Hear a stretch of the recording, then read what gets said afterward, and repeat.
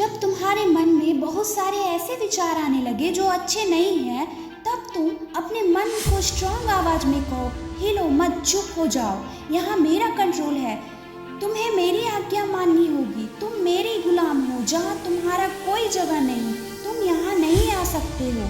यह देखना कि कैसे तुम विश्वास और अधिकार के साथ अपने अंदर चल रही हलचलों से बातें करके अपने मन में शांति, चुप्पी और अच्छे थॉट्स, अच्छी सोच डेवलप कर सकते हो। जब तुम बार बार लोगों से कहते हो मैं इसके काबिल नहीं कि मैं यह खरीद सकता हूँ, तब तुम्हारा अचेतन मन तुम्हारी बातों को स्वीकार करता है और यह सुनिश्चित कर देता है कि तुम उसे खरीदने के काबिल नहीं हो जिसे तुम खरीदना चाहते हो।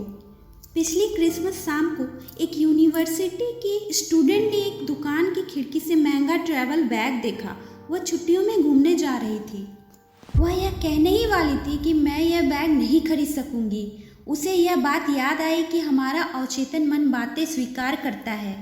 कभी भी नकारात्मक बात नहीं कहे, उसे तुरंत सकारात्मक बनाए और तुम्हारे जीवन में चमत्कार होने लगेंगे। लड़की ने कहा, ये बैग मेरा है, यह बिकने के लिए नहीं है, मैं इसको अपने मन से स्वीकार करती हूँ और मेरा अवचेतन मन यह सुनिश्चित करेगा कि यह बैग मुझे मिले।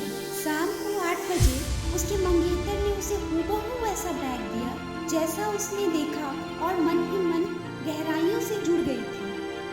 उसके पास बैग खरीदने के पैसे नहीं थे, लेकिन अब उसे पता है कि धन और वे चीजें जिनकी उसे जरूरत है वो कहाँ से मिलेगी। यह सब शाश्वत खजाना हमारे ही मन के अंदर है।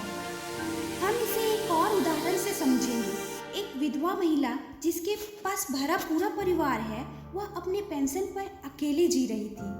उसे अवचेतन मन की शक्ति का पता चला कि अपने विचारों को बार बार दोहराकर विश्वास और उम्मीद द्वारा अपने अवचेतन मन, अपनी आत्मशक्ति तक पहुंचाया जा सकता है।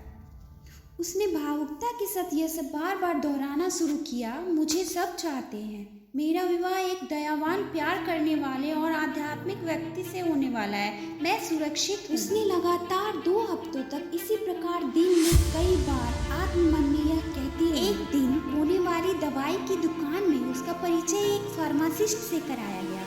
उसे यह दयालु, समझदार और बहुत ही धार्मिक व्यक्ति लगा। वह उसकी प्रार्थना का उत्कृष्ट कैसे उसके अवचेतन ने जवाब दिया।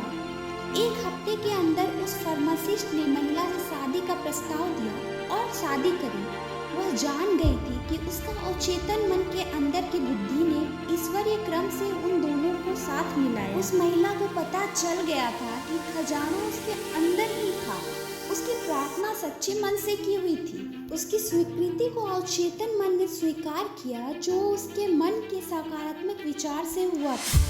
जो आप सोचते हैं उस पर यकीन रखिए। जो भी चीज़ें सच है उस पर यकीन रखिए। जो चीज़ें ईमानदार है, जो चीज़ें न्यायपूर्ण है, जो चीज़ें पवित्र हैं और निर्दोष हैं, जो चीज़ें प्यारी है, जो चीज़ें आपके बारे में अच्छी रिपोर्ट करती हैं, यदि कोई प्रशंसा है, ऐसी चीज़ों के बारे में सोचिए। कभी कभी यह आपकी परेशानियों का तुरंत हल देता है, लेकिन कभी कभी इसे कई दिन, हफ्ते या इससे भी ज़्यादा समय लग सकता है। इसके हल निकालने के कई तरीके हैं।